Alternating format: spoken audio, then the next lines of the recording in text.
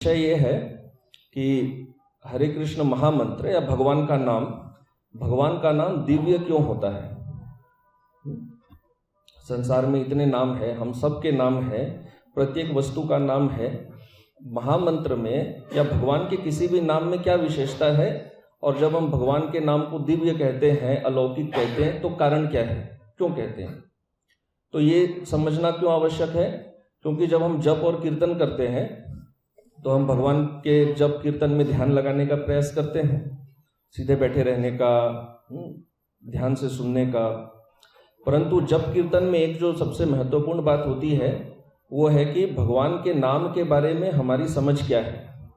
यदि हम भगवान के नाम को भौतिक समझते हैं, हमारी समझ ठीक नहीं है कि भगवान का नाम आध्यात्मिक है, तो हम कितना भी ध्यान लगाएं, भगवान के नाम से हमें वो लाभ प्राप्त नहीं होगा जो होना चाहिए।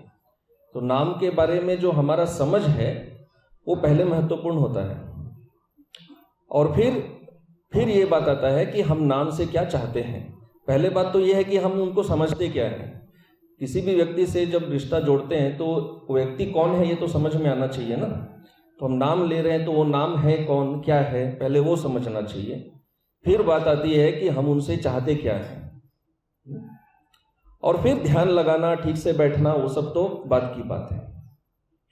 तो थोड़ा लॉजिकली चर्चा करने का प्रयास करेंगे। जीव गोस्वामी ने भगवत संदर्भ में इस विषय पर एक अनुच्छेद लिखा है नाम के विषय में, और ये प्रश्न उठाते हैं कि भगवान का नाम नित्य क्यों है, आध्यात्मिक क्यों है, और तरह तरह के पूर्व पक्ष खड़े करते हैं नाम के विरुद्ध में कि ऐसा कैसे हो सकता है, वैसा कैसे हो सकता है, और फिर उनका उत्तर देते हैं कि क्या इस पे तर्क है। तो इस विषय को इस तरह से वे प्रारंभ करते हैं गजेंद्र की एक प्रार्थना से। गजेंद्र की एक प्रार्थना में भगवान में विरोधाभास प्रकट होता है। गजेंद्र भगवान से प्रार्थना करते हैं, न विद्यते यस्य च जन्म कर्म वा न नाम रूपे गुण दोष एव वा, कि आप में आपका जन्म नहीं है, आपका कर्म नहीं है, आपका कोई नाम नहीं है, आपका कोई रूप नहीं है, आप में कोई गुण नहीं है, आप में कोई दोष नहीं है। तो मायावादियों के लिए ये फेवरेट श्लोक है, वो इसी को पकड़ते हैं। अभी क्या होता है, हम लोग जब प्रभुपाद जी का अनुवाद पढ़ते हैं, प्रभुपाद वैष्णव टीका लिखते हैं, तो उसमें वो अवश्य लिखेंगे भौतिक जन्म नहीं है, भौतिक कर्म नहीं है, परंतु मूल श्लोक में कहीं भौतिक शब्द नहीं है। तो मूल श्लोक जो है वो सबके लिए खुला हुआ है, वो मायावादियों के लिए भी खुला है, वैष्णवों के लिए भी खुला है। मायावादी अपने हिसाब से उसको यूज करते हैं। तो जीव गोस्वामी इस तरह श्लोक को न्यूट्रल वे में लेते हैं, केवल वैष्णव टीका देकर नहीं, न्यूट्रल वे में लेके ही उसको प्रूव करेंगे कि कैसे यहाँ पर बात जो है वैष्णव बात सिद्ध होती है। लेकिन गजेंद्र आगे कहते हैं, तथापि लोकाप्यय संभवाय यह स्वमायया तान अनुकालम ऋच्छति, फिर भी आप में ये कुछ नहीं है, आपका जन्म नहीं है, कर्म नहीं है, गुण नहीं है, दोष नहीं है, नाम नहीं है, रूप नहीं है, फिर भी आप ये सब स्वीकार करते हैं। तो नहीं भी है भी, जैसे ईशोपनिषद में भी आता है, नहीं भी चलते हैं, चलते भी हैं, ये कैसे है, ये तो हमारी बुद्धि में फिट होता नहीं है ये बात। तो ये प्रार्थना लेकर जीव गोस्वामी विषय को प्रारंभ करते हैं कि यहाँ पर तो विरोधाभास है। तो सबसे पहले क्या करते हैं, इस भौतिक संसार में नाम की परिभाषा देते हैं। उन्होंने सब चीजों की परिभाषा दी है, कर्म क्या होता है, रूप क्या होता है, परंतु हमारा विषय यहाँ पर नाम है तो केवल नाम के विषय में बात करेंगे। तो कहते हैं नाम क्या होता है, नाम का एक वाक्य में परिभाषा देते हैं। नाम किसको कहते हैं संसार में, मनोग्राह्यस्य वस्तुनो व्यवहारार्थम केनापि संकेतितः शब्द। तो कहते हैं किसी भी वस्तु को यदि मन और इंद्रियों से समझना है, जैसे कि मोबाइल है ना, तो अभी हम इसको क्या कहेंगे, ये कोई चौकोर वस्तु है जिसपे कवर है, इसको कान में लगा के कुछ सुन सकते हैं, जिसको मुंह के सामने रख के कुछ बोल सकते हैं। किसी व्यक्ति के सामने इस वस्तु से बात करना है वस्तु के विषय में, तो इतना तो नहीं समझाएंगे, सीधा क्या कहेंगे, तो जी आपका मोबाइल देंगे क्या, इतना लंबा चौड़ा तो नहीं कहेंगे ना। आपके पॉकेट में जो चौकोर वस्तु है जिससे सुन सकते हैं, बोल सकते हैं, ऐसा वैसा कर सकते हैं, वो देंगे क्या, नहीं बोलेंगे, सीधा क्या बोलेंगे, मोबाइल दे सकते हैं क्या। तो जीव गोस्वामी क्या कहते हैं, किसी वस्तु को यदि मन से समझना है तो व्यावहारिक व्यवहारिक रूप में उसको संकेत करने के लिए जो शब्द इस्तेमाल किया जाता है उसको क्या कहते हैं? उसको नाम कहते हैं। मनोग्राह्यस्य, मन से समझने के लिए व्यवहारिक मतलब प्रैक्टिकल डीलिंग में संकेत करने के लिए एक शब्द का प्रयोग किया जाता है, उसको कहते हैं नाम। तो अभी मुझे इसको बजाना है तो क्या कहेंगे? करताल बजाते हैं। एक नाम है करताल। अब उतना समझाएंगे नहीं, हर बार नहीं समझाएंगे। गोल वस्तु है, मेटल है, दोनों को साथ मिलाने से बजता है, उसमें से ध्वनि आती है। तो व्यवहारिक रूप में हर वस्तु का एक क्या होता है? नाम होता है, क्योंकि तभी हम डीलिंग कर सकते हैं, नहीं तो डीलिंग कर नहीं सकते इस संसार में, भौतिक संसार में। और इसमें मुख्य बात है, वो कहते हैं नाम उस वस्तु का होता है जिसको हम मन से समझ सकते हैं, जो हमारे समझने की शक्ति के अंदर है। तो अब बात है कि भगवान में नाम होता है क्या? भगवान में नाम नहीं होता है। क्यों? क्योंकि भगवान को तो हम अपने कल्पना से, अपनी बुद्धि से समझ सकते नहीं। क्यों नहीं समझ सकते? भगवान इस सृष्टि के पहले भी थे, भगवान इस सृष्टि के बाद भी रहेंगे। हमारे पहले भी थे, बाद में भी रहने वाले हैं। तो कहते हैं भगवान तो मनोग्राह्य नहीं है, वो हमारे मन की कल्पना के अंतर्गत आते नहीं है, वो इस भौतिक प्रकृति के क्या है? परे है। तो ये संसार में जो नाम की परिभाषा है, जो संसारिक नाम है, वो तो भगवान के अंदर होना संभव है नहीं, क्योंकि संसारिक नाम उन वस्तुओं का होता है जो हमारे कल्पना के अंदर है। भगवान तो कल्पना के बाहर है। तो अब प्रश्न उठता है कि किसी संसार के वस्तु को भी यदि नाम के बिना समझ नहीं सकते, तो जो संसार से परे है उनको कैसे समझेंगे? कैसे समझेंगे? तो बोलते हैं क्या भगवान नाम, ये संसारिक नाम तो नहीं होता है भगवान का, लेकिन क्या भगवान का कोई नाम नहीं होता? नहीं, भगवान नाम स्वीकार करते हैं। गजेंद्र वही बात कह रहे हैं, आपका नाम नहीं है, रूप नहीं है, कुछ नहीं है, फिर भी आप सब कुछ स्वीकार करते हैं। हाँ, तो अब ये स्वीकार करना, ये भी एक कंट्रोवर्शियल बात है। आप स्वीकार कर लेते हैं नाम को। तो अब यहां पर क्या सिद्ध होता है कि भगवान में विरुद्धार्थ है, विरोधाभास। नहीं भी है भी, नहीं भी चलते हैं, चलते भी हैं। रूप नहीं है, फिर भी रूप है, सब कुछ है। तो कूर्म पुराण में कहते हैं गुणा विरुद्धा अपितु, आप में सारे विरोधाभास का क्या हो जाता है? समन्वय हो जाता है। अच्छा, ये कैसे संभव है? कोई भी व्यक्ति ऐसा कैसे हो सकता है जिसका रूप नहीं है, रूप है, नाम नहीं है, नाम है, कार्य नहीं करते हैं, फिर भी सब कुछ करते हैं? ऐसे कैसे संभव? तो उसका उत्तर गजेंद्र अपने प्रार्थना में दे रहे हैं, स्वमाया। ये आप अपनी अंतरंगा शक्ति से, अपनी माया शक्ति से करते हैं। माया शक्ति अर्थात भगवान की अंतरंगा शक्ति, अन्यथा ये श्लोक ही गलत हो जाएगा। और शास्त्र में एक बेसिक एजम्पशन होता है कि शास्त्र कभी गलत नहीं हो सकता। तो एक तरफ आप बोलते हैं आपका रूप नहीं है, रूप है, नाम नहीं है, नाम है। तो अगर नाम नहीं है, नाम अगर है, तो पहला का आधा श्लोक गलत हो गया, क्योंकि आपने कहा था नाम नहीं है। और अगर पहले वाला सही था तो दूसरा भाग गलत हो गया। दोनों एक साथ सही कैसे हो सकते हैं? दोनों में से एक तो गलत होना चाहिए, और शास्त्र तो गलत हो नहीं सकते, ये संभव नहीं है। तो कहते हैं इसका समन्वय एक ही तरह से किया जा सकता है, भगवान की स्वयं की अंतरंगा शक्ति से। उसी से ये विरोधाभास भगवान में होना संभव होता है। तो ये सब बातें तो ठीक है। तो अभी पूर्व पक्ष उठाते हैं, ये सब बोलने से नहीं चलेगा, ये सब क्या है? ये सब कुतर्क है।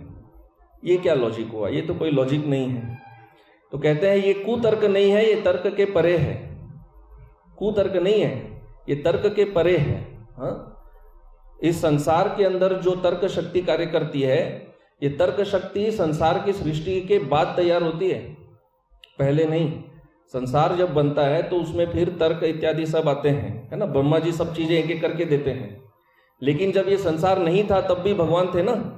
तो जो तर्क इस संसार के अंदर लागू होता है, वो संसार के परे जो है उन पे कैसे लागू होगा? तो ये कुतर्क नहीं है, वो कहते हैं दुष्तर्क, अर्थात ये तर्क के परे है। तो हमारा मन बुद्धि ऐसा बना हुआ है कि वो केवल तर्क को समझ सकता है। किसी चीज को हम लॉजिक से ही समझ सकते हैं, तर्क के बाहर नहीं। और भगवान तर्क से परे है। तो अब ये फिर वापस वही प्रश्न आता है कि आपने बोला चलो भगवान के अंदर सांसारिक नाम नहीं है, फिर भी भगवान नाम स्वीकार करते हैं। तो भगवान का ये नाम आता कहां से है? भाई जब मेरा जन्म हुआ था तो मेरे माता पिता ने मुझे नाम दिया, खुद नाम दिया होगा या कोई साधु से नाम पूछ के दे दिया होगा, डायरेक्ट या इनडायरेक्ट किसी ने मेरा नामकरण किया। करेक्ट, मेरा नामकरण तो किसी ने किया है। हर वस्तु का नामकरण किया जाता है। जब ये वस्तु का आविष्कार किया गया था पहली बार किसी ने तो इसका नाम मोबाइल दिया ना। ये वस्तु अपना मोबाइल नाम लेकर जन्म तो नहीं लिया ना, पहले वस्तु आता है उसके बाद उसका नाम दिया जाता है। तो भगवान का नाम कहां से आया? और फिर वो बोलेंगे कि भागवत में तो देखा गया है भगवान का भी नामकरण किया जाता है, भगवान को भी नाम दे रहे हैं। बोलते नहीं, ये संसार में नाम जो है वो बाहर से दिया जाता है, नाम हमारे ऊपर थोपा जाता है। हम जब जन्म लिए थे अपना नाम साथ में लेकर नहीं आए थे, हमारे ऊपर नाम थोपा गया। और हम कानून के द्वारा अपने नाम को बदल भी सकते हैं, है ना। नाम टेम्पोररी होता है, सांसारिक नाम जो है वो क्या होता है? अनित्य। नाम को बदलते हैं ना लोग, लेकिन भगवान का नाम जो है वो भगवान के स्वरूप से प्रकट होता है। भगवान का नाम क्या है? ये सांसारिक नाम नहीं है। तो जो नाम सांसारिक नहीं है वो संसार के अंदर से आया नहीं है। सांसारिक नाम संसार के अंदर ही जन्म लेता है। तो भगवान का नाम बाहर से आता है, संसार के बाहर से। और बाहर में भगवान तो नित्य है, तो भगवान का नाम भी क्या होना चाहिए? नित्य होना चाहिए। भगवान का नाम उनके स्वरूप के साथ प्रकट होता है। अर्थात भगवान जब जन्म लेते हैं तो अपने नाम के साथ जन्म लेते हैं। हम लोग नाम के साथ जन्म नहीं लेते, हमारा नामकरण होता है। भगवान नाम के साथ जन्म लेते हैं। तो फिर कृष्ण का नामकरण क्यों किया गया? कृष्ण का कोई नामकरण नहीं हुआ, गर्ग मुनि ने केवल उनको बतला दिया ये इनका नाम है। वो ये नहीं बोले कि मैं इनको कृष्ण नाम दे रहा हूं, उनको केवल इंफॉर्मेशन दिया गया कि इनका नाम कृष्ण है। अभी व्यावहारिकता के लिए वैसा दिखाया जाता है कि उन्होंने भगवान का नाम दिया, वो कोई नाम दिए नहीं है। वो क्या नाम देंगे? भगवान का नाम बस बता दिए कि इनका नाम बलराम है, इनका नाम कृष्ण है, इतना ही। अब अगला पूर्व पक्ष उठाते हैं। आप बोलते हैं कि भगवान का नाम होता है, लेकिन हमने तो शास्त्रों में पढ़ा है कि भगवान निर्गुण है, और शास्त्र स्वयं कहते हैं भगवान निर्गुण है। तो कहते हैं कि प्रभुपाद जी ने जो बात बहुत बार समझाई है, भगवान निर्गुण है का क्या अर्थ होता है? तो शास्त्र में बताया जाता है प्राकृतेर हेय संयुक्तेर गुणेर हीनत्व उच्यते। जो प्रकृति के गुण होते हैं, जो हेय गुण होते हैं, अर्थात जो नेगेटिव जो क्वालिटीज होते हैं, वो भगवान में नहीं होते। जो भगवान को जब निर्गुण कहते हैं, शास्त्र स्वयं ये बात समझाते हैं, भगवान को निर्गुण कहने का अर्थ है कि भगवान में ये प्रकृति के गुण नहीं होते, ये अर्थ है निर्गुण कहने का। उनके अंदर ये भौतिक गुण नहीं होते हैं। अच्छा, ये ठीक है। तो अभी अगला पूर्व पक्ष फिर उठाते हैं कि आपने कहा भगवान नाम क्या करते हैं? स्वीकार करते हैं। देखिए आपके गजेंद्र भागवत में स्वयं कह रहे हैं कि भगवान नाम स्वीकार करते हैं। अब जो चीज हम स्वीकार करते हैं वो तो टेम्पररी होता है। कोई चीज, जैसे कि अभी आप हमको यहाँ जल दिए, तो हमने जल स्वीकार किया, तो इसका मतलब स्वीकार करने के पहले वो जल था क्या? नहीं था। स्वीकार, कोई वस्तु को स्वीकार कर रहे हैं तो उसके स्वीकारने के पहले तो वो नहीं थी। और आप कह रहे हैं भगवान ने नाम स्वीकार किया, इसका अर्थ यह है कि भगवान ने जब नाम स्वीकारा उसके पहले भगवान का नाम नहीं था। तो भगवान निर्गुण है, भगवान का कोई नाम नहीं होता। ये बात सिद्ध होता है या नहीं होता है? तो जीव गोस्वामी कहते हैं नहीं, क्योंकि गजेंद्र क्या कह रहे हैं? रिच्छति अनुकालम। अनुकालम अर्थात भगवान नित्य स्वीकारते हैं। ऐसा नहीं कि भगवान किसी एक पॉइंट ऑफ टाइम पे अपना नाम स्वीकार लिए और पहले अनामी थे और अब भगवान का नाम हो गया। नहीं, नित्य, भगवान नित्य नाम स्वीकारते हैं, अर्थात ये नाम उनका क्या है? नित्य ही है। ऐसा कोई पॉइंट ऑफ टाइम नहीं था, ऐसा कोई समय नहीं था जब भगवान का नामकरण किया गया, उसके पहले नाम नहीं था और बाद में क्या नाम बदल देंगे या नाम हटा लेंगे? नहीं, ऐसा नहीं। अनुकालम, अनुकालम अर्थात चिरकाल के लिए। तो गजेंद्र अपनी प्रार्थना में कह रहे हैं रिच्छति अनुकालम, सदैव ही भगवान का नाम रहता है। ठीक है, तो ये बात समझ में आया। तो अभी प्रश्न उठाते हैं, तब भगवान के नाम में और इस संसारिक नाम में भेद क्या है? तो कहते हैं मूल भेद यह है कि भगवान का नाम वांग मनस अगोचर, हमारे जिह्वा और हमारे मन अगोचर, अर्थात हम इनसे उनको समझ नहीं सकते। हम अपनी जिह्वा से भगवान का नाम उच्चारित तो करते हैं, परंतु हम उनको पकड़ नहीं सकते। अगोचर अर्थात गोचर, जो गोचारण लीला, गाय चरती है ना, तो गाय जैसे चरती है, हमारा मन और इंद्रिय भी ऐसे चरते हैं, वस्तुओं को ग्रहण करते हैं। तो हमारी जिह्वा और हमारे मन से हम भगवान के नाम को ऐसे पकड़ नहीं सकते, वो हमारे पकड़ में नहीं है, हम उनको उनके द्वारा समझ नहीं सकते। तो हमें शास्त्र का सहारा लेना पड़ता है, हम केवल अपनी बुद्धि से समझ नहीं पाएंगे। तो भगवान का नाम क्या है? भगवान का नाम है स्वतः सिद्धत्व, स्वयं सिद्ध होता है। हमारा नाम स्वयं सिद्ध नहीं होता, हम अपना नाम खुद लेकर नहीं आए थे, कोई और हमको दिए हैं, परंतु भगवान अपने नाम के स्वाद प्रकट होते हैं लीला के लिए। किसी को बोलते हैं आप इनको बता दीजिए मेरा नाम कृष्ण है, बस इतना ही, और इसको ऐसे लीला करिएगा कि आप जैसे मेरा नामकरण कर रहे हैं, पर वास्तव में आप बता ही रहे हैं कि ये मेरा नाम है। तो ये भगवान के नाम में और हमारे नाम में भेद है। भौतिक वस्तु का नाम क्या होता है? भौतिक वस्तु का नाम हम अपनी इंद्रियों से समझ सकते हैं, भगवान का नाम नहीं समझ सकते, ये मूल भेद है। तो फिर यही बात होगा कि फिर आप ये बताइए भगवान को अनामा क्यों कहते हैं? अगर ये बात है तो भगवान को जब शास्त्र में बोला जाता है आपका नाम नहीं है, तो क्यों कहते हैं? ठीक है, भगवान का नाम भौतिक नहीं है, लेकिन फिर भी कहते क्यों हैं? क्यों कहते हैं? बोलना ही नहीं चाहिए ना, भौतिक है नहीं है वो बात ही छोड़ दीजिए, आप बस इतना बोलिए कि भगवान का नाम आध्यात्मिक है, बात खत्म। अनामी है, नामी है, इतना सब क्यों बोलना है? तो कहते हैं वो इसलिए बोलना है क्योंकि इस संसार में लोग भगवान के गुणों को जानते नहीं है, इसीलिए भगवान को अनामा कहा जाता है। जिस व्यक्ति के गुण को ही नहीं जानेंगे उनका नाम क्या होगा? किसी वस्तु का नाम होने के लिए उसमें कुछ तो गुण होना चाहिए। तो भगवान में गुण है लेकिन कोई जानता नहीं है इस संसार में भगवान के गुण को, इसलिए भगवान को अनामा कहते हैं। तो अब इसका क्या मतलब हुआ ये बात का? तो वो समझाते हैं कि अर्थ ये है कि भगवान के नाम का हम कल्पना नहीं कर सकते। अब इसका क्या मतलब है कल्पना नहीं कर सकते? तो ये थोड़ा टेक्निकल पॉइंट है। वो कहते हैं देखिए, जब कोई बालक का जन्म होता है तो बालक का नामकरण किया जाता है। ये नामकरण करना, किसी को नाम देना, ये एक प्रक्रिया है। नाम देना, किसी वस्तु का मैंने नाम दिया मोबाइल, तो ये नाम करने का जो एक्टिविटी है, नाम देने का, आपका जन्म हुआ, आपको एक नाम दिया गया, तो ये नाम करने का जो एक्टिविटी है, जो प्रक्रिया है, ये कब प्रारंभ हुआ? इस संसार की सृष्टि के बाद में प्रारंभ हुआ। भौतिक नाम किसी वस्तु को देने का जो प्रक्रिया है, ये कब प्रारंभ होता है? जब संसार की सृष्टि होती है, उसके बाद ये सिस्टम शुरू किया जाता है कि भाई हर वस्तु का एक नामकरण होना चाहिए। ब्रह्मा जी ये सिस्टम शुरू करते हैं। लेकिन जब ये संसार नहीं था तब नामकरण करने की कोई प्रक्रिया थी नहीं। नामकरण की प्रक्रिया तो संसार के बाद शुरू होती है। जब संसार नहीं था तब तो नामकरण ही नहीं होता था।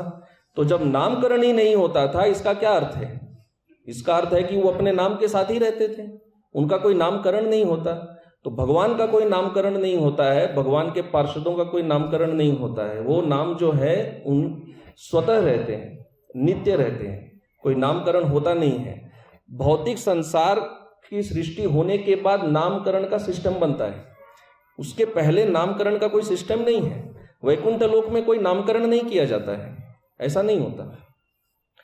तो इससे इसलिए कहते हैं कि भगवान का कोई नामकरण नहीं किया जाता। तो जीव गोस्वामी कह रहे हैं, जब गजेंद्र ये कह रहे हैं कि भगवान का नाम नहीं है, उनका अर्थ ये नहीं है कि भगवान का नाम नहीं है, उनका अर्थ है कि भगवान का नामकरण नहीं किया जाता है। उनका कहने का अर्थ ये है, इस संसार में प्रत्येक भौतिक वस्तु का, प्रत्येक व्यक्ति का नामकरण होता है, परंतु भगवान का नाम नहीं होता, ये बात नहीं है। भगवान का नामकरण नहीं होता है, ये उनका पॉइंट है। कोई भगवान को अपने से नाम दे नहीं सकता। अच्छा, ठीक है। तो भगवान के नाम को हम भगवान के नाम को क्यों नहीं समझ सकते? इसलिए नहीं समझ सकते क्योंकि हमारे पास भौतिक इंद्रियां हैं और भौतिक मन है, और इन भौतिक इंद्रियों और मन से केवल उन वस्तुओं के नाम को समझ सकते हैं जिनका नामकरण किया जाता है। वो नाम को हम नहीं समझ सकते जो स्वतः सिद्ध है। जो व्यक्ति अपना नाम को इस संसार के बाहर से लेकर आते हैं, वो नाम हम नहीं समझ पाएंगे। इस संसार के अंदर जो नाम दिए गए हैं वो तो हम समझ जाएंगे ये करताल है मैं समझता हूँ, ये लैपटॉप है मैं समझता हूँ, व्यक्ति का नाम है मैं समझता हूँ। क्यों? क्योंकि ये भौतिक वस्तु है, नाम अंदर में दिया गया है, इस संसार के अंदर दिया गया है। जो व्यक्ति अपने नाम को संसार के बाहर से लेकर आए वो मैं कैसे समझूं? क्योंकि मेरा मन और इंद्रिय तो संसार के बाहर से नहीं आया है, वो तो इस संसार के अंदर का भौतिक है, तो हम समझेंगे कैसे? अच्छा, अब ये बोलते हैं चलो ये तो ठीक है, समझ गए, लेकिन जो अद्वैतवादी है, जो मायावादी है, उन लोगों के लिए भगवान का कोई नाम नहीं है। वो तो कहते हैं कि कोई नाम ही नहीं है, ब्रह्म निर्गुण बस। बोलते हैं नहीं, कैसे नहीं है?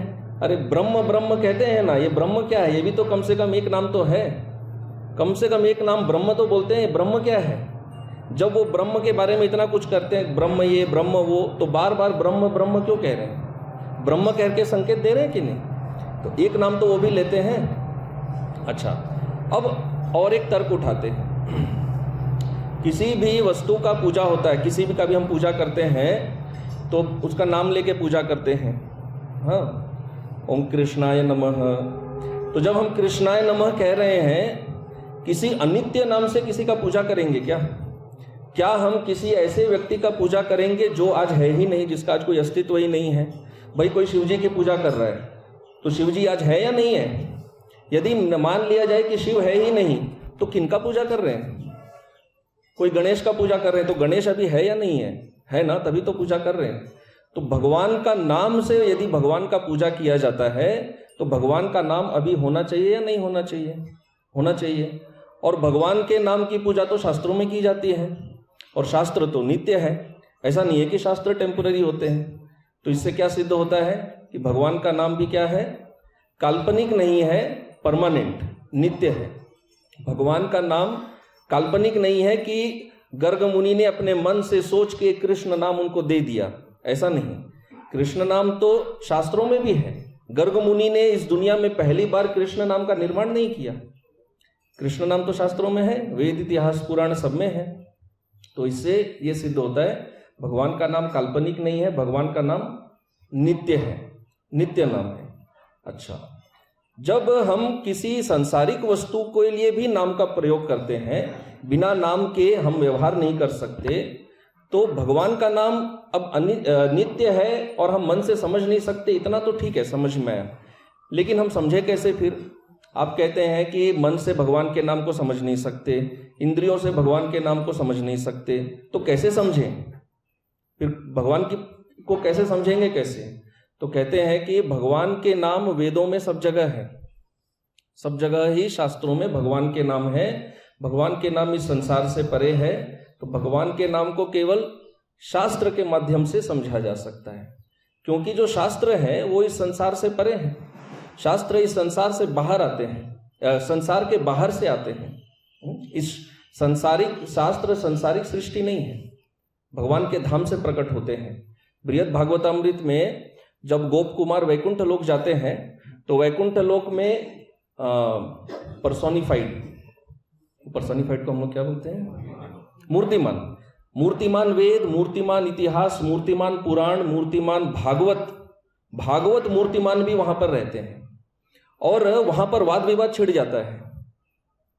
वेद पुराण इतिहास सब में वाद विवाद रहता है। जब वाद विवाद होता है तो भागवत वहां पर चुपचाप रहते हैं, भागवत कुछ बोलते नहीं है, भागवत पुराण। तो जब भागवत पुराण कुछ बोलते नहीं है तो गोप कुमार बाद में उनसे पूछते हैं, अरे जब वाद विवाद हो रहा था तो आप कुछ क्यों नहीं बोल रहे थे? तो भागवत चुपचाप रहते हैं, भागवत बाद में आते हैं और फिर नाम का गुणगान शुरू करते हैं। इस सब का वाद विवाद होके वेद पुराण इतिहास सब चले जाते हैं, और फिर भागवत स्वयं भागवत व्याख्या करते हैं। मूर्तिमान भागवत, वो भागवत व्याख्या करने लग जाते हैं और नाम का गुणगान करते हैं। तो इस तरह जीव गोस्वामी समझा रहे हैं कि भगवान का नाम जो है वो इस संसार के बाहर से आते हैं, स्वतः सिद्ध है, और हम अपनी इंद्रियों से नहीं समझ सकते। भगवान के नाम को केवल शास्त्र के माध्यम से ही समझना संभव है। तो अब ये प्रश्न उठाते हैं कि भगवान का नाम शास्त्र से हम समझ सकते हैं, ठीक है, भगवान का नाम दिव्य क्यों है, और भगवान के नाम की महिमा क्या है? यदि भगवान का नाम बाहर से प्रकट होता है तो क्या महिमा है? तो महिमा ऐसे कहते हैं कि देखिए, इस संसार में किसी भी वस्तु का जो नाम होता है उस नाम में उस वस्तु के गुण नहीं होते। जैसे हम अगर कहें लैपटॉप नाम में लैपटॉप के कोई गुण नहीं है। प्रभुपाद जी बार बार समझाते हैं ना कि आप वाटर वाटर वाटर बोल के आपकी प्यास नहीं बुझ सकती। तो वही लॉजिक कहते हैं, नाम में, भौतिक नाम में न उस वस्तु के गुण होते हैं, पहली बात। और चूंकि उस वस्तु के गुण नहीं है, भौतिक नाम उस वस्तु का लाभ हमें प्रदान नहीं कर सकते। तो मैं केवल लैपटॉप बोलूं तो लैपटॉप का काम नहीं होगा उससे, मुझे उस वस्तु की आवश्यकता है। उस नाम में यह सामर्थ्य नहीं है कि उस वस्तु के गुण को प्रकट कर सके। परंतु भगवान का नाम चूंकि भगवान के साथ आते हैं और भगवान की स्वरूप शक्ति से प्रकट होते हैं, भगवान का स्वरूप ही है, केवल स्वरूप शक्ति नहीं, स्वरूप ही है। भगवान के नाम में भगवान के सारे गुण हैं, सारी शक्तियां हैं। जैसे चैतन्य महाप्रभु इसलिए कहते हैं, नाम नामकारी बहुधा सर्वशक्ति। और भगवान के नाम वो सब कुछ दे सकते हैं जो भगवान दे सकते हैं। भगवान जो कुछ भी हमें देने में सामर्थ्य रखते हैं, भगवान का नाम भी वो सब कुछ प्रदान करने में सामर्थ्य रखते हैं। तो अब कहते हैं कि ठीक है, इससे फिर निष्कर्ष क्या निकलता है? तो कहते हैं इससे निष्कर्ष ये निकलता है, फिर जब भगवान के नाम में भगवान के सारे गुण हैं, भगवान का नाम वो सब कुछ दे सकते हैं जो भगवान दे सकते हैं, भगवान का, तो इससे क्या निष्कर्ष निकलता है कि भगवान का नाम ही भगवान है। और क्या कहेंगे, भगवान का नाम भगवान ही है। तो यदि कोई भगवान के नाम के साथ है तो इसका अर्थ क्या है, वो भगवान के साथ है। इसीलिए पद्म पुराण में कहा गया है, अभिन्नत्वाद नाम नामिनो, कि नाम और नामी में कोई भेद नहीं होता है। क्योंकि नाम जो सब कुछ देने में समर्थ है, जो नामी देने में समर्थ है, क्योंकि नाम स्वतः सिद्ध है। भगवान का नाम अगर कोई और व्यक्ति दिए होते उनको, तो उस नाम में वो शक्ति नहीं होती जो भगवान में होते हैं। लेकिन ये भगवान का स्वतः सिद्ध नाम है, वो खुद इस नाम से प्रकट होते हैं। इस तरह से समझाते हैं। तो इतना तो सिद्ध हुआ कि नाम और नामी अभिन्न है, और गौड़ीय वैष्णव सिद्धांत का ये मूल जड़ है, नाम नामी अभिन्न। क्योंकि गौड़ीय वैष्णव में मूल तत्व क्या है, नाम तत्व। जैसा भक्ति विनोद ठाकुर कहते हैं, नाम बिना नाही किछु 14 भुवने। तो नाम यदि सब कुछ है और नाम में भगवान की शक्ति ना हो, तो हम नाम लेके कर क्या रहे हैं? फिर हर रोज नाम लेते हैं भगवान का। तो नाम में सारी शक्तियां हैं। और गौड़ीय वैष्णव आचार्य समझाते हैं कि जप कीर्तन में सबसे महत्वपूर्ण ये बात याद रखना चाहिए कि इस नाम में और भगवान में कोई भेद नहीं है। ये मूल तत्व हमें याद रखना है। अब इसके आगे और भी प्रश्न उठाते हैं जीव गोस्वामी भगवान के नाम के ऊपर, और भी पूर्व पक्ष खड़ा करते हैं। जो नाम इतने महान हैं, जो स्वतः सिद्ध है, जिनमें भगवान की सारी शक्तियां हैं, जो नित्य है, जो आध्यात्मिक है, जो ये संसार के परे हैं, वो नाम को एक साधारण मनुष्य अपनी जीवा पर, भौतिक जीवा पर ले कैसे सकता है? फिर कैसे प्रकट हो जाते हैं? ये कैसे संभव है? आप कहते हैं कि हम अपनी इंद्रियों से पकड़ नहीं सकते नाम को, इंद्रियों से समझ नहीं सकते। हाँ, भगवान का नाम है, वेदों में नाम की पूजा की जाती है, और इधर तो हम देखते हैं लोग अपनी जीवा पर सब कृष्ण राम बोलते हैं।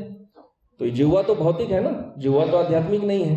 तो भौतिक जीवा पर नाम कैसे लेते हैं? तो उसके लिए प्रमाण देते हैं। प्रमाण ये देते हैं कि भागवत के 11वें स्कंध में भगवान श्री कृष्ण कहते हैं कि मैं इस संसार में वेदों को प्रकट करता हूं। तो जीव गोस्वामी कहते हैं कि देखिए, ये वेद जो है, वेद शास्त्र सांसारिक है या संसार के परे है? संसार के परे है। तो मनुष्य के सामने वेद प्रकट होते हैं या नहीं होते हैं? संसार के परे शास्त्र है, मनुष्य के सामने प्रकट होते हैं। लोग वेद पाठ करते हैं, वेद पाठ सुनते हैं, आजकल तो वेद पढ़ते भी हैं, पढ़ सकते हैं। तो जब वेद को सुन सकते हैं, पढ़ सकते हैं, बोल सकते हैं, तो भगवान का नाम क्यों नहीं प्रकट हो सकता? भगवान स्वयं कहते हैं कि मैं जीवात्मा के हृदय में वेदों की ओमकार ध्वनि को प्रकट करता हूं, मैं करता हूं, भगवान कहते हैं 11वें स्कंध में। तो भगवान का नाम के बारे में क्या कहते हैं? जीव गोस्वामी कहते हैं भगवान के नाम जो है वो हमारी जिह्वा पर प्रकट होते हैं, जन्म नहीं लेते। प्रकट होने और जन्म लेने में भेद है, दोनों में अंतर है। भगवान का नाम हमारी जिह्वा पर प्रकट होता है, जन्म नहीं लेता है। ऐसा नहीं कि मैं जब कह रहा हूं कृष्ण, तो मेरी जिह्वा पर कृष्ण नाम का जन्म हुआ है, जन्म नहीं हुआ है। कृष्ण नाम स्वतः सिद्ध है, भगवान का स्वरूप है, वो जिह्वा पर प्रकट हो जाते हैं। तो अब और एक पूर्व पक्ष खड़ा करते हैं, भगवान का नाम क्या कर सकते हैं? वो कहते हैं देखिए, भगवान श्री कृष्ण किसी भी जीवात्मा का उद्धार कर सकते हैं, उसको मुक्ति दे सकते हैं, और आप कहते हैं भगवान का नाम ही भगवान है। तो यदि भगवान का नाम भगवान है तो भगवान का नाम भी किसी का उद्धार कर सकते हैं, वो भी किसी को भी मुक्त कर सकते हैं। और हम देखते हैं कितने लोग भगवान का नाम दिन रात हरे कृष्ण हरे राम लेते हैं, लेकिन अभी तक मुक्त नहीं हुए हैं, है ना। मैं तो इतने साल से हरे कृष्ण हरे राम बोल रहा हूं, लेकिन मेरी मुक्ति नहीं हुई है। क्या प्रमाण है मुक्ति नहीं हुई है? अभी तक इंद्रिय विषयों में आसक्त हूं। सुबह भगवान का नाम लेता हूं, दिन में इंद्रिय आसक्ति रहती है, भोग में आसक्त रहते हैं। तो आप कह रहे हैं कि भगवान का नाम में इतना शक्ति है, और हम तो देखते हैं लोग, सभी नहीं, कुछ लोग कहते हैं कि भगवान का नाम लेते हुए भी मुक्त हुए नहीं है। तो जीव गोस्वामी कहते हैं इसका एक ही कारण है, इसका एक ही कारण है। वो क्या है? अपराध। एकमात्र कारण है अपराध। भगवान का नाम लेकर यदि कोई मुक्त नहीं हो रहा है तो वो कहते हैं महद अपराध, अर्थात महान अपराध। महान अपराध ही एकमात्र कारण है। और एक उदाहरण देते हैं, जैसे शास्त्र में बताया गया है कि कोई व्यक्ति यदि ज्ञान की अग्नि में अपने सारे कर्मफल जला दे तो वह पुनर्जन्म के योग्य नहीं है, उसका पुनर्जन्म नहीं होना चाहिए, क्योंकि पुनर्जन्म किसका होता है? जिसके कर्मफल बचे हुए हैं। लेकिन ऐसा व्यक्ति भी भगवान के रथ के पीछे यदि नहीं चलता है तो वो ब्रह्म राक्षस बन जाएगा, क्योंकि उसने अपराध कर दिया। अर्थात मुक्त व्यक्ति भी यदि अपराध करे तो क्या होगा? उसको अपराध का फल मिलेगा। जो मुक्त है उसके पास भी अपराध करने का लाइसेंस नहीं है, किसी के पास अपराध करने का लाइसेंस नहीं है, चाहे वो बद्ध हो या मुक्त हो। तो यदि कोई भगवान का नाम ले रहा है फिर भी यदि अपराध कर रहा है तो फिर क्या होगा? तो ये अपराध उसकी भक्ति में बाधा दे देती है। और बड़ा वो उदाहरण देते हैं, सबसे बड़ा अपराध क्या है? सबसे बड़ा अपराध अर्थवाद।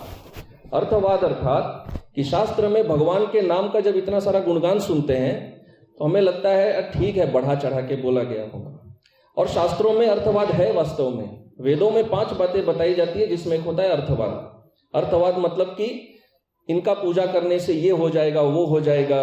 तो शास्त्र स्वयं समझाते हैं उस व्यक्ति को इस पूजा में आकर्षक करने के लिए थोड़ा अर्थवाद किया जाता है, ये सत्य है, अर्थवाद होता है। परंतु एक तत्व है जिसमें अर्थवाद नहीं होता है, वो है नाम तत्व। नाम में कभी अर्थवाद नहीं होता, इसीलिए केवल नाम के अपराध में ही ये अर्थवाद वाला पॉइंट आता है। और किसी भी अपराध में आप देखेंगे अर्थवाद नहीं जोड़ा जाता है, मतलब एग्जैजरेशन, बढ़ा चढ़ा के बोलना, या ये मानना कि भगवान के नाम की महिमा काल्पनिक है। भगवान का नाम का जितना भी महिमा बताया गया है, न वो काल्पनिक है न अपराध है। तो यदि कोई ऐसा समझता है तो फिर वो क्या हो जाता है? अपराध हो जाता है। और इस अपराध के कारण नाम लेते हुए भी वो व्यक्ति क्या होता है? मुक्त नहीं हो पाता है। नाम लेता रहता है परंतु मुक्त नहीं हो रहा है। तो इससे नाम की महिमा नहीं घटती है, इसका कारण है ऐसा अपराध। ठीक है, तो ये अपराध हो जाता है, नाम की महिमा वो ग्रहण नहीं कर पाता है। तो इससे ये क्या सिद्ध करते हैं? सिद्ध ये करते हैं कि इसे एक महत्वपूर्ण पॉइंट सिद्ध होता है। महत्वपूर्ण पॉइंट ये सिद्ध होता है कि जैसे भगवान आनंद स्वरूप है, भगवान का नाम भी चिन्मय है और आनंद स्वरूप है। भगवान के भक्त को यदि कोई अपराध करे तो भगवान को वो फील होता है। भगवान एक व्यक्ति है, भगवान चिन्मय है, सच्चित आनंद है। भगवान के नाम भी सच्चित आनंद है। नाम के प्रति यदि कोई अपराध करे, गुरु के प्रति अपराध करे, भक्त के प्रति अपराध करे, और भगवान का नाम लेते हुए ये सोचे कि इतना सब बोला गया है नाम के बारे में, सही है क्या? तो भगवान का नाम जो है वो भी व्यक्ति है, वो चिन्मय है, उनको भी फील होता है हाँ, कि मेरा नाम मुझे पुकार रहा है, परंतु मुझ में विश्वास तो है नहीं कि क्या वास्तव में मेरे अंदर ये शक्ति है कि मैं इसे वो दे सकता हूं जो बोला गया है। वो श्रद्धा ही नहीं है। तो भगवान का नाम भी भगवान के प्रकार आनंद स्वरूप है। तो इसीलिए अंत में कहते हैं कि भगवान का नाम नित्य है, आनंद स्वरूप है, चिन्मय है, पूर्ण आध्यात्मिक है। हाँ, तो भगवान के नाम और हमारी जिह्वा पे प्रकट हो जाते हैं। अंतिम प्रश्न उठाते हैं, भगवान का नाम हमारे जिह्वा पर कब प्रकट होंगे वास्तव रूप में? कब प्रकट होंगे? तो उसके लिए अंतिम श्लोक उदाहरण देते हैं, अतः श्री कृष्ण नामादि न भवेद ग्राह्यम इंद्रिय, इंद्रियों से ग्रहण नहीं कर सकते भगवान के नाम को। मतलब हम जोर जबरदस्ती पकड़ के इंद्रियों पे ला नहीं सकते, वो संभव नहीं है। सेवोन्मुखे ही जिह्वादो स्वयं एव स्फुरत्यद, भगवान के नाम स्वयं प्रकट होते हैं। कब प्रकट होते हैं? जब जीवात्मा सेवोन्मुख होता है। तो अभी जीवात्मा क्या है? भोगोन्मुख है। उन्मुख अर्थात भोग की तरफ मुड़ा हुआ है। जब जीवात्मा सेवोन्मुख हो जाएगा, सेवा अर्थात भजन भक्ति करने के उन्मुख होगा, अर्थात उसमें इंटरेस्ट लेगा। सरल भाषा में कहें तो भगवान में जब इंटरेस्ट लेगा, जब जीवात्मा भगवान में इंटरेस्ट लेगा तो भगवान भी उनमें इंटरेस्ट लेंगे। और चूंकि भगवान और भगवान के नाम अभिन्न हैं, दोनों में कोई भेद नहीं है, तो भगवान के साथ भगवान के नाम भी हम में इंटरेस्ट लेंगे और फिर भगवान का नाम हमारे जिह्वा पर प्रकट हो जाते हैं।